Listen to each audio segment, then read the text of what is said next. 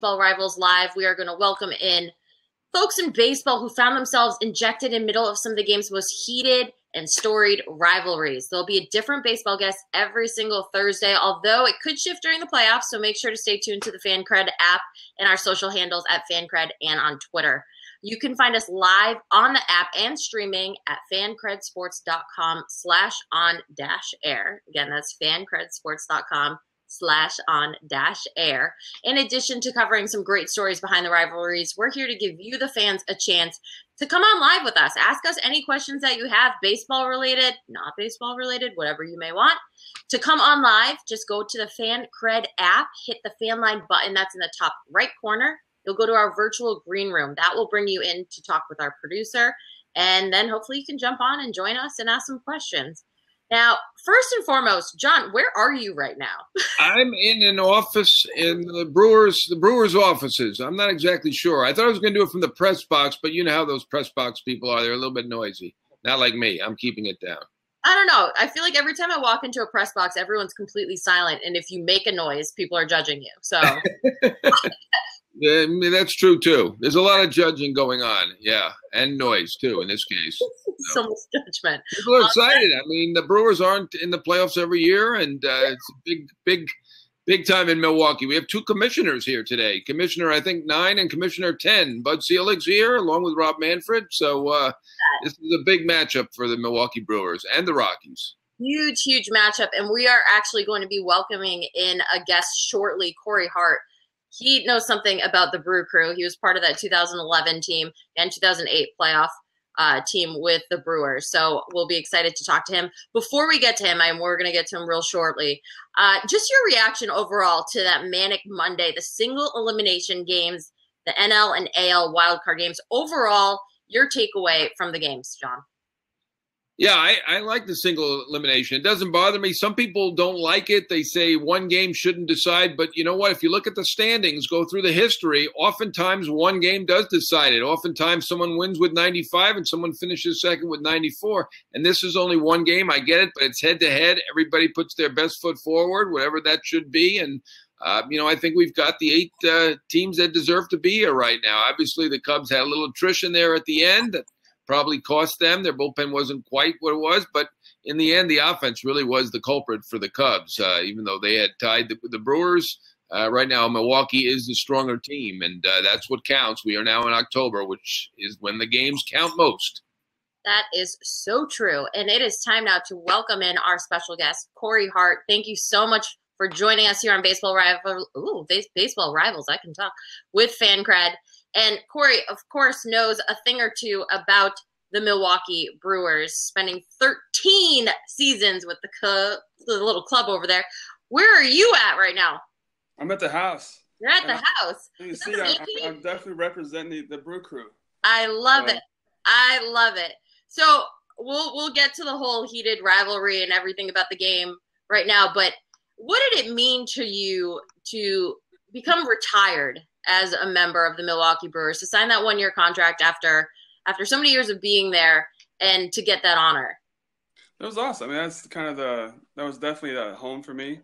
I mean, my family I have 4 kids and most of them grew up there. So they always see Milwaukee as really the only place I played. They don't really care about the other places. So for me, it was just kind of a second home. I had a lot of fans and friends there. So it just made the most sense.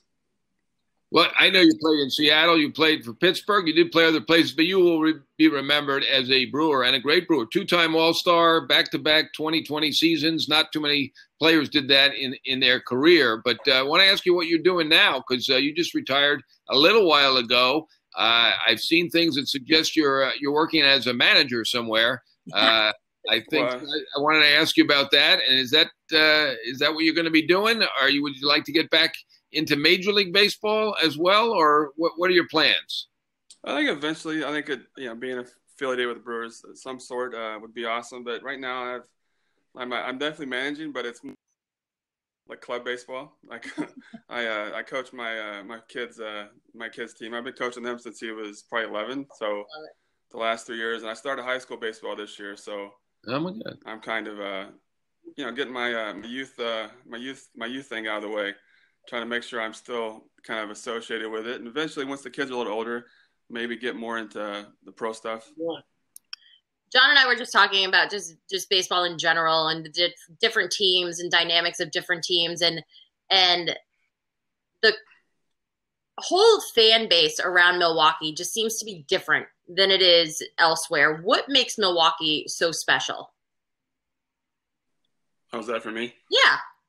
No, I think all the questions are going to be for you. They don't care what I have to say. Okay. Plenty for me. No, I think the loyalty. I mean, those guys are just they're so into the football and into baseball. I mean, I wasn't around basketball too much there, so whether they're passionate about that or not, I'm not sure. But it's just they live and breathe sports, and to be a part of that was so awesome. So I mean, you can see, I mean, when Christian came out talking about how cool and how different it was, it's just there's a different atmosphere there, and if you're not used to it, it's kind of overwhelming, and it's really special. I think he saw it when he came from Miami that that's the difference. I mean, you come to a place that really live and breathe your team. It's special, and it makes playing that much more exciting. Yeah, and they draw fantastically for such a small city. It's one of the two smallest cities in Major League Baseball, along with Cincinnati. I'm not sure which is 30 and which is 29, but it's amazing. The fan support, incredible. You're right, it is a football town, even though the NFL team is about 90 miles north, or maybe a little more than that, in Green Bay. But what about your fandom now? Are you a diehard Brewers fan? Are you a casual fan? How are you looking at it? What do you think about this team? Obviously, you have to be pretty impressed with the year that Yelich had. You had some good years, but I mean, he just 1,000 OPS by the end of the year. Amazing. Yeah, well, we see. I'm repping this. I'm wearing the Brewer jersey all day long. Cool. Anytime, but yeah, I'm a diehard. I mean, as soon as I stopped playing, I've kept in touch with some of the guys on the team. I still talk to Bronny, and Eddie Cedar is one of my best friends in the world. So just to be a part of that group, I still try to talk to council and try to keep in touch, and just to make sure that they understand that I'm definitely a Brew Crew from at Hart. And anytime they're on, if I'm not watching it, my son's watching it or my daughter's watching it, they make sure I understand how better they are than I am. So just make sure that they keep me grounded. They're huge Yelich fans, and but it's fun. I mean, it keeps me into it. So even if I can't watch it, I know everything about it. So the family definitely is Brew Crew through and through. KB in the comments has a question. We know you're wearing your Brewers jersey right now. He wants to know if you wear your sunglasses at night. Oh, how many times has he heard that question? That's the first time. No. Yeah, right. The first time. No, but yeah, like today, anytime they're doing something special, like I have high school practice today, and I'll be wearing my jersey. I got to make sure the kids know that, their coach did something, and I'm a Brewer fan, so I'm going to make sure every chance I get, any situation that they're in on TV in an important game, I have something Brewers on. For the non-musically inclined, that's a reference to the other famous Corey Hart in the song "Sunglasses at Night." I know you're aware of that. Both of you are. Yeah, exactly. And Corey, you've heard that question. That was not the first time you heard that. It's very nice of you to say that, but I hear that every day. So I apologize for that question. But anyway. The fans want to know, Right, the fan wanted to know, so that's fine. They're playing the Rockies. Bud Black is the manager. I think you played in 2 All-Star games. I don't know if you remember this. I saw this on the internet, so who knows if it's true or not. Someone said that he saw you at an All-Star game and then tried to recruit you to play for the Padres. At the time he was with San Diego, and suggested that with the type of power you had, it would play well in Petco. Do you recall that at all? And there was eventually. I think it was the 2010 All-Star game. Yeah, that's what it said. Yeah, so it was there. But that was one of those things that at the time I haven't that was the year I was I started off on the bench, and I had a really good year.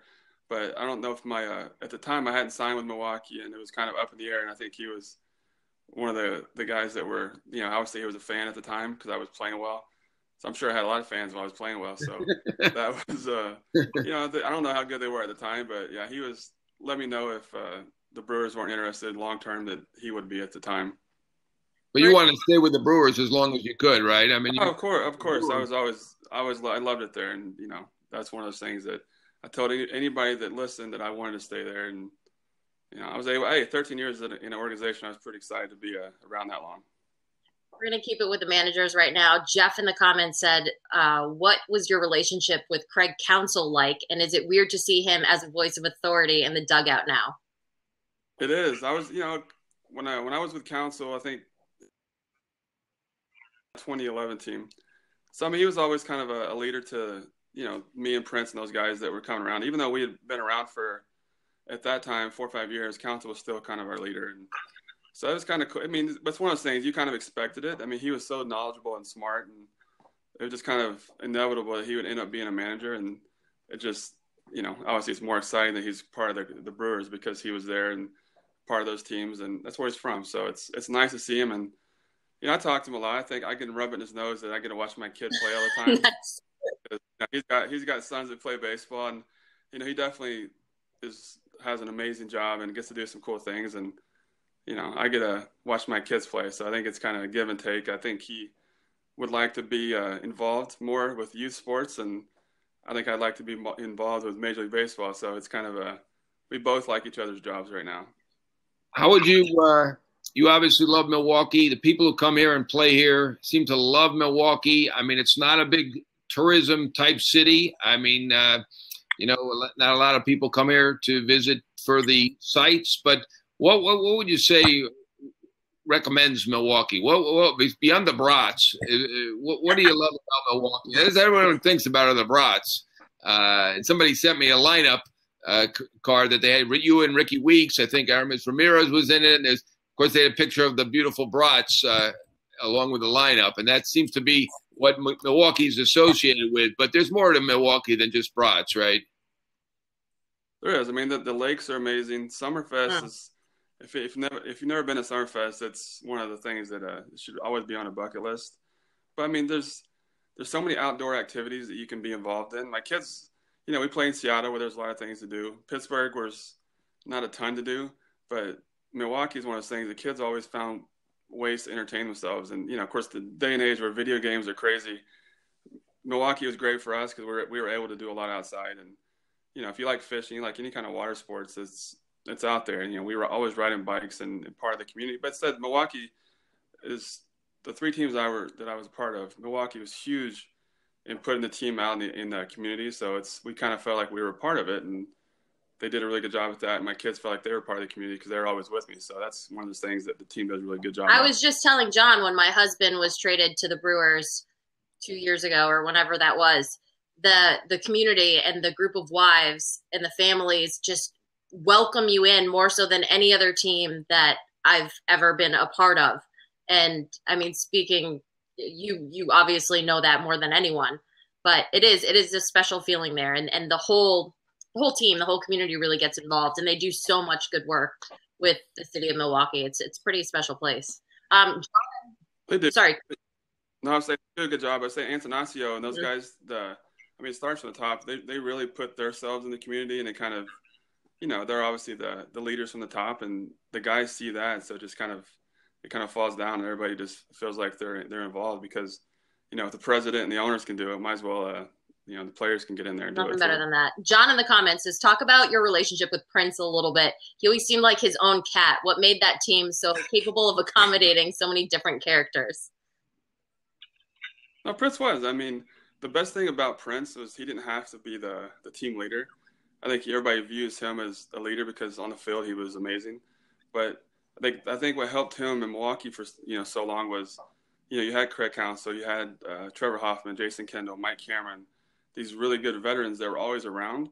That it took pressure off Prince, it took pressure off Bronny, and I was never like a vocal leader, but you have a lot of older established guys that had really had this history where it made the players that when you're 3-4 years in, you don't really you're still kind of learning the ropes, and it's kind of hard to take to be considered the leader of a team if you're still 24, 25 years old. And to have those guys that we had around, it made it so much easier. And they let Prince be Prince, and he didn't have to be that guy. He was able to go out there and play and be amazing and crazy at times. And we kind of followed suit, and if we got out of line, the older guys kind of kept us in our place a little bit. But that's why we were so good. Since you are a diehard and you follow this team closely, I know you were part of a couple of playoff teams that had a shot. I don't think you were considered the favorite, but this team right now has got the most wins in the National League.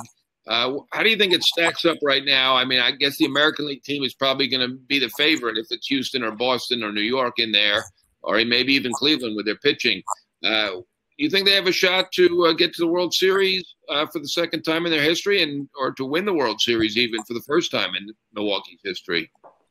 No, I honestly, I really hope so, because I'd love to go to a World Series game. That's about the only chance I get is if they're there. You could go. My wife would let me. She would let me go if Milwaukee was in there. But you never know. I mean, their starting pitching has been better than I think people thought it was ever going to be. But the thing that separates them from the teams I were on, just their bullpen is so strong. So I mean, if you can shorten the game up to 4 or 5 innings and let their bullpen get involved, they're going to be tough for anybody. And their lineup, I mean, it's got to be up there with anybody in the league, especially National League. But I mean, it fits in there with the American League team. If they get to the World Series and play American League, I mean, we have plenty of guys that can DH. So it's a strong suit, and if our bullpen holds up as well as it's been, it definitely has a really good chance. Are you surprised in the fact that they're not throwing a traditional starter for Game 1 and they are just going to the bullpen? I was surprised. I think I looked today. I'm like, I was trying to figure out who's going to start, and just like you guys, but the reason, their bullpen has been so strong, and you have Woodward, Peralta, guys that can throw multiple innings. I mean, Burns can throw a couple innings. So you have a lot of guys that can go 1, 2, 3 innings to kind of help us out. And they said, well, you don't have, there's those strong 4 or 5 guys in the rotation, but so those guys have done really well. But the bullpen has been the anchor, and I can see why it's appealing to do it. What do you think of Josh Hader? He's been pretty impressive on the field this year, hasn't he? Hader's been. I'm sure he's got to be one of the top relievers in the game right now. And for him, just like obviously they say it a lot on TV. Anytime he's rested, he's unhittable. So I mean, to having a few like today, I mean, if he's able to throw 2 or 3 innings today, where the Brewers are in good shape. What are your expectations for this series? Obviously we know what the hope is for you, but how do you think it's going to all play out? I mean, I'm sure it'll come down to the pitching. I mean, both teams have great lineups, and if the Brewers' bullpen are as strong as they've been, it's going to be really hard to beat them. I said because Miley, Gio, Davies, Shastine's been obviously their best guy, but those guys can go 4 or 5 innings and get the bullpen involved. It's going to be a really good game for the Brewers. You obviously played with Fielder and Braun, some big stars. I think you overlapped with Sabathia a little bit. He was there briefly. Who beyond those guys, who are some of the more memorable teammates that you had? You mentioned a few. Cameron, obviously a personable guy, but who stands out? 1 or 2 guys that do for you, and why? Stand out. Well, I mean, JJ Hardy's probably my best friend I played with. So I mean, I still keep in touch with him and talk to him pretty regularly. By the way, is he retired or not? I'm not sure. I don't. He's not playing. I don't think he's officially retired, but he's retired. So no, he's loving being a dad at the moment. He has 2 kids, a really young kid. His little guy is probably 4 months old. So he's doing the dad thing at the moment. But so JJ, Jeff Jenkins, Ben Sheets, Billy Hall, close guys those are really close friends of mine. Manny Parra, which he was there for a little bit. James in the comments said, we know that 2011 was special, but what other teams were particularly special for you that you played on? You know what? 2007 was one of my favorite years. We got knocked out pretty late. I think we were actually leading the Central at the All-Star break that year. And just kind of like this season, we led for a long time. All of a sudden, we got kind of overtaken at the end. But we played the Padres. I don't know if you guys remember. We played the Padres in the last series, and I think we must have got knocked out right before that series. So we could have quit, but the Padres had to win 2 out of 3 to win the West, and we actually beat them 2 out of 3. Remember, I don't know if you remember. They pitched Brett Tomko the last game of the season to save Peavy for the Game 1 of the playoffs. And of course, we got pissed off because sorry, I don't know if I can say that. We got we got mad. Go ahead. Go right ahead.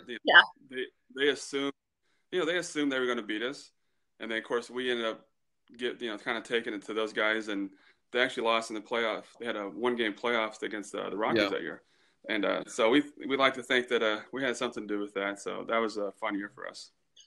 One thing that's interesting about your career is that even though you're 6'6", you're a rather tall fellow for a baseball player.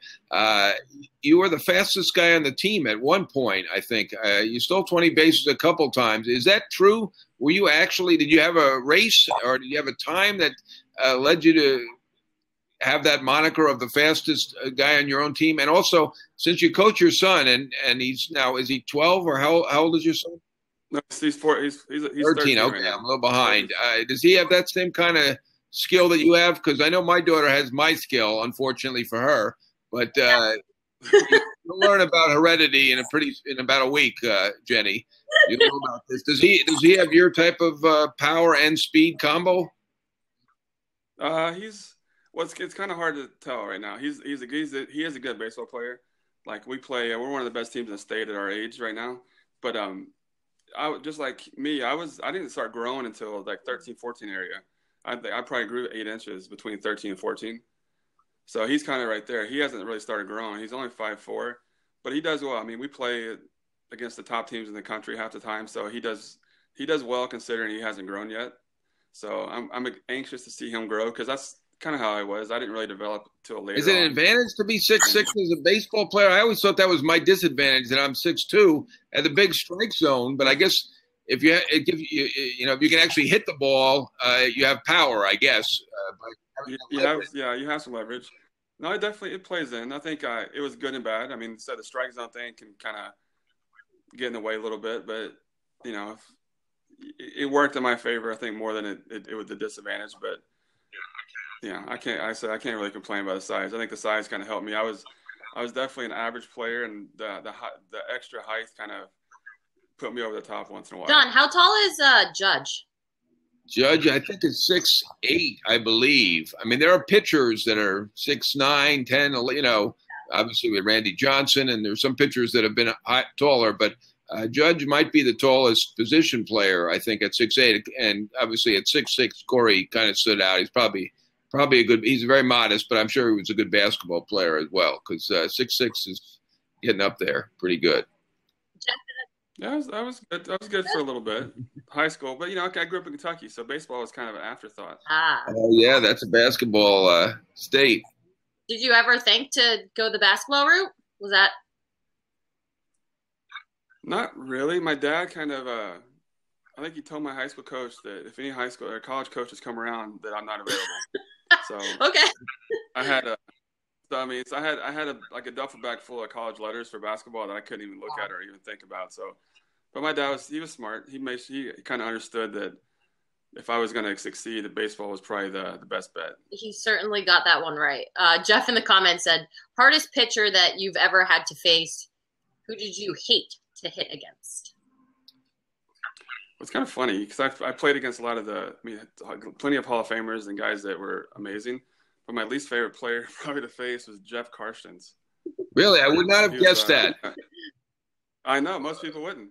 I think at one time it was, me and Ricky Weeks were probably like both around 2 for 20, mid-20s against him. And then I think I had 2 singles, and my last at bat I actually homered off him. So I was pretty excited. I'm pretty excited. And then I look up and he's like getting taken out of the game because he has to have arm surgery. So that kind of deflated my one good swing off him. I just couldn't hit him. I don't know. I didn't like facing the guy. Jeff Karstens. What about the Hall of Famers? How'd you do against them? Do you recall? Because you did play in an era with some really good pitchers. Yeah. I mean, Andy Pettit. I think I had 1 hit and it was a homer. So I take that. Like I faced Greg Maddux. I got a few hits off Greg. One was a homer. Tom Glavine and Smoltz just owned me, but it was fun. I mean, it was fun facing those guys. I think Clemens was fun to face. I think I homered off him, but he was a bulldog, so he wasn't exciting to face. It was exciting, but at the same time, it was intimidating getting the batter's box off him. But those guys are always How exciting. did Glavine do it? I always wondered, how did Glavine do it? I mean, he was throwing like 90 miles an hour, pretty much tops. He didn't really have a big breaking ball at all. And he walked a lot of guys. I mean, if you look at his record, he gave up a lot of walks. You know, it wasn't Maddox. You know, he didn't walk 20 in a year. How did he do it? I mean, I used to see Piazza in New York rake against him, but nobody else. He was the only one. I mean, you look at Piazza's record against Glavine, it is unbelievable. It is like, I can't even, if I hit 450, but nobody else could hit the guy. Is there any explanation? Well, I don't know. I mean, the one thing that I remember off facing Glavine was he didn't throw hard. So, I mean, you felt like you could hit everything, but you couldn't hit anything.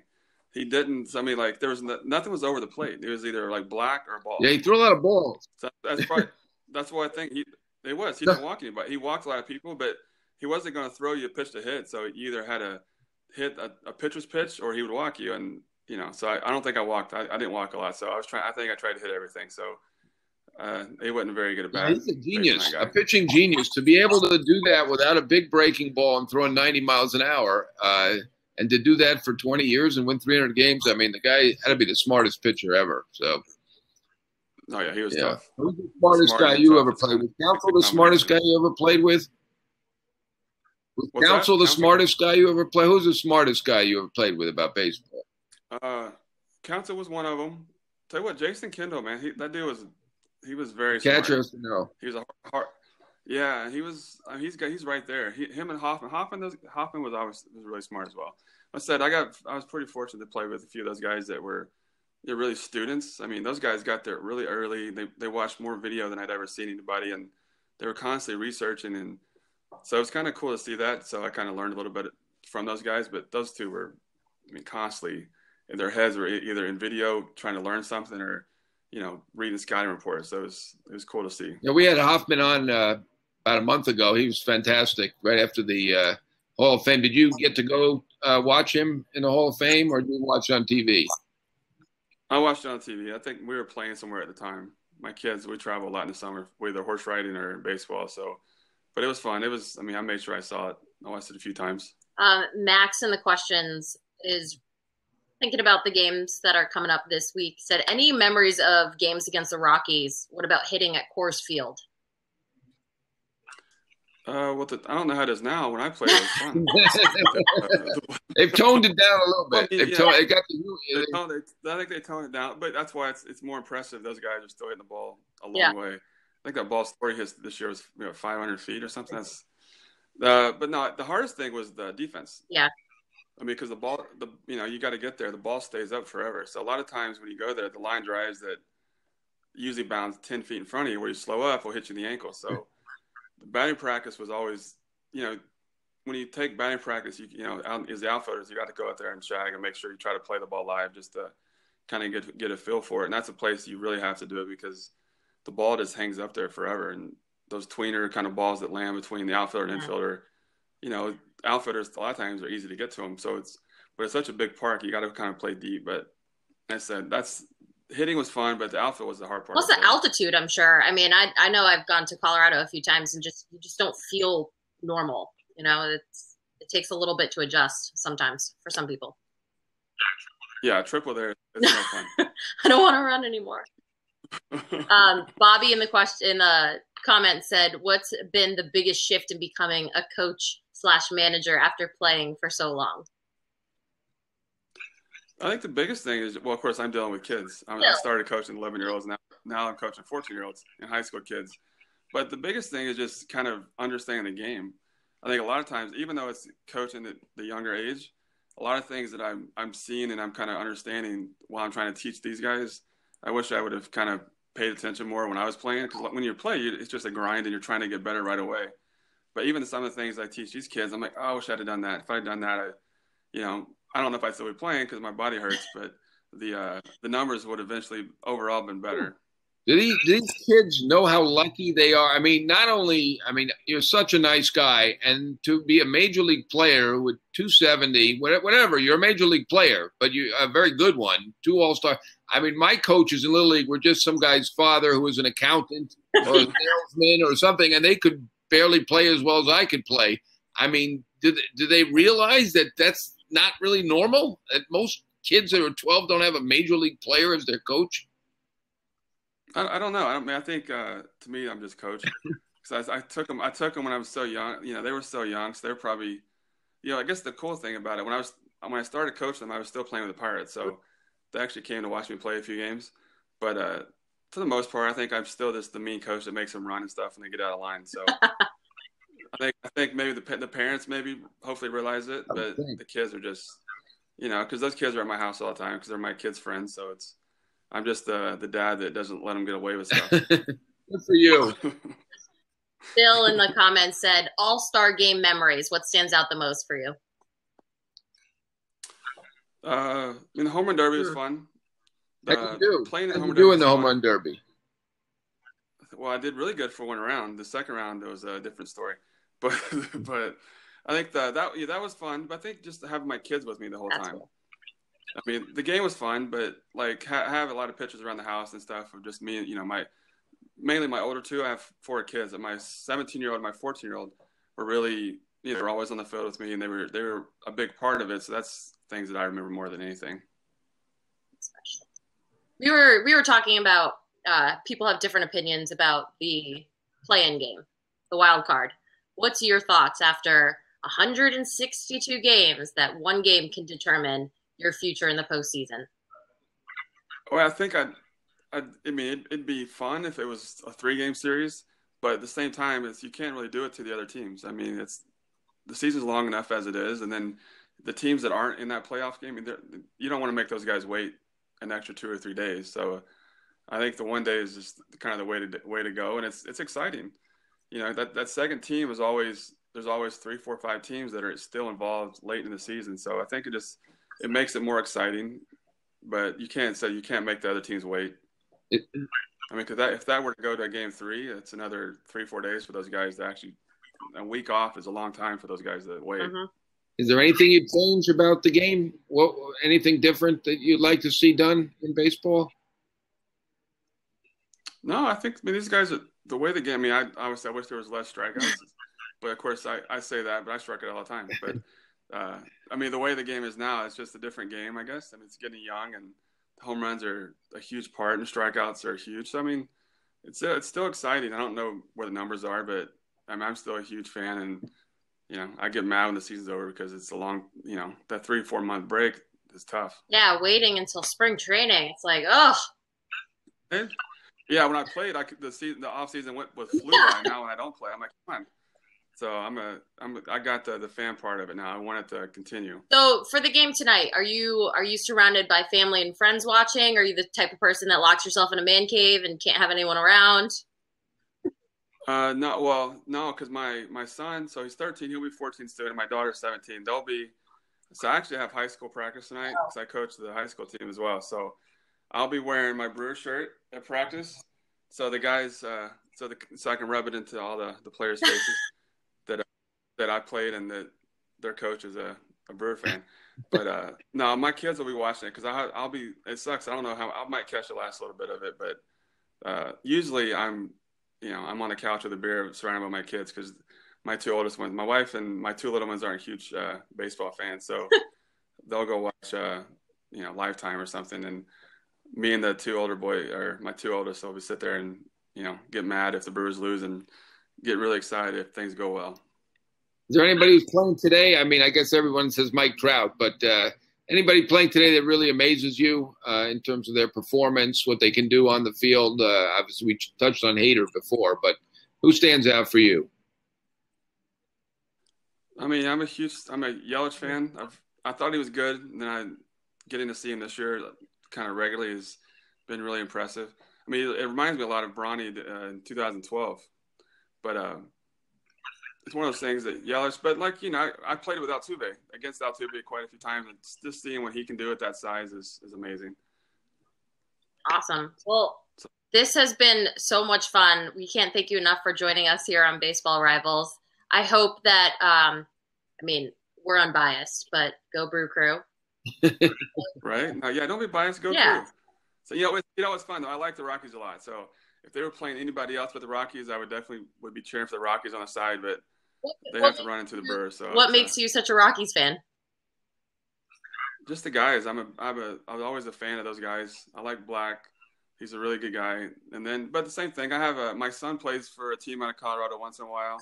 So all those coaches over there are huge Rockies fans. So we kind of, I guess we feel obligated to support them. So, but yeah, so I do like them, but not against this. Not a D-backs fan, huh? You're in Arizona.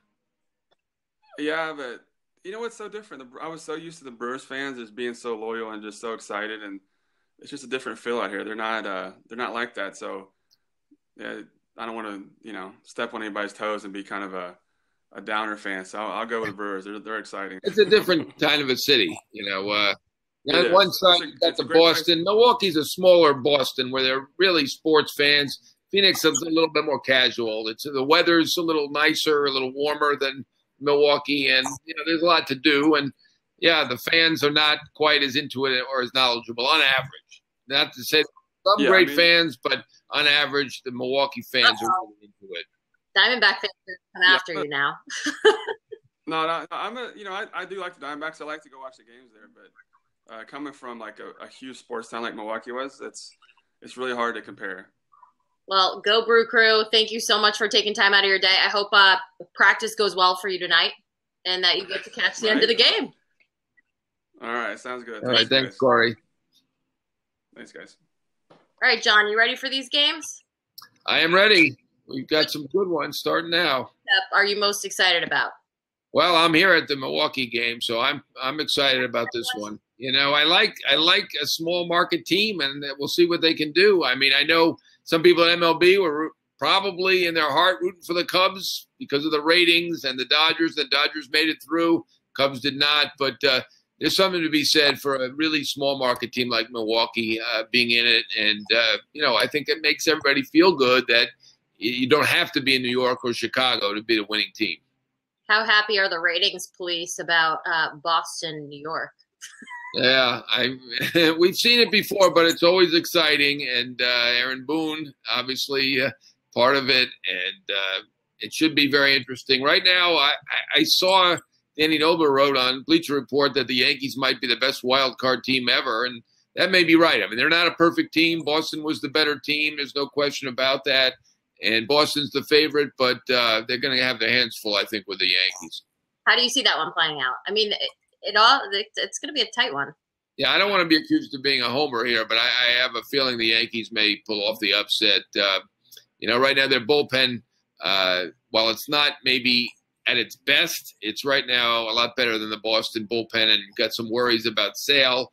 If he was at full strength and I think if Boston shored up that bullpen a little bit more, I mean, obviously they won a lot of games and they were the best team and they earned that. And there's no question about it. But right now, it feels like the Yankees have a really good chance to win that series, to me anyway. What about keys for Indians Astros? Well, that's a terrific pitching series. We talk about bullpenning and opener and all that stuff, but the Astros have the best rotation in the game, and I think the Indians arguably are right behind them. They had 4 200 strikeout guys. The Astros had 250 strikeout guys, so that's really kind of old school where you have great pitching. Houston, to me, is still the best team on paper, and I thought they would win at the beginning of the year. Don't go by my predictions, though. I had Houston over Washington. Obviously, Washington is at home. I think they did pull into second place at the end, but they were clearly not a contender for the most part this year. And but Houston on paper, to me, they're the best team. They're the team to beat, and I do expect them to win that series.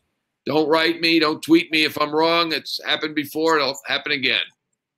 Okay, so what are you going to be wrong about in the Dodgers-Braves matchup? I think the Dodgers, they have the depth. Ryu, gets that game one start. He's been fantastic lately. Feels to me like the Dodgers are coming on now. I mean, I give Atlanta credit, but it's funny to see that rotation they put together. Anibal Sanchez, I was there the day he was cutting for the Twins in spring training. You got Gausman, who wasn't very good with Baltimore, frankly. He's turned it around in Atlanta. You would have thought if Atlanta was going to get there this year, it would have been all those young pitchers, Soroka and Fried, and maybe Tucson, who will probably get a shot there as well. But you would have thought it would have been those great young pitchers, and they've pieced it together with veterans that they acquired. So a little bit of a surprise there.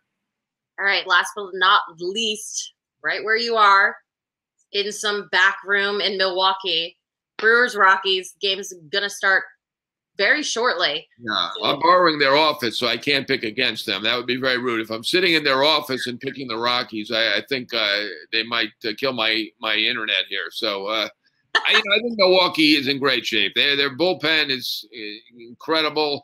Corey is right. Their rotation has been better than expected, and they have more depth than anybody. You think the Cubs and the Dodgers have depth? Somehow Milwaukee, and give David Stearns and the group credit, they have more depth than anybody right now. I mean, they had guys on the bench. A couple guys were 30 home run guys either this year or last year in the first playoff game that they had, or the tiebreaker game.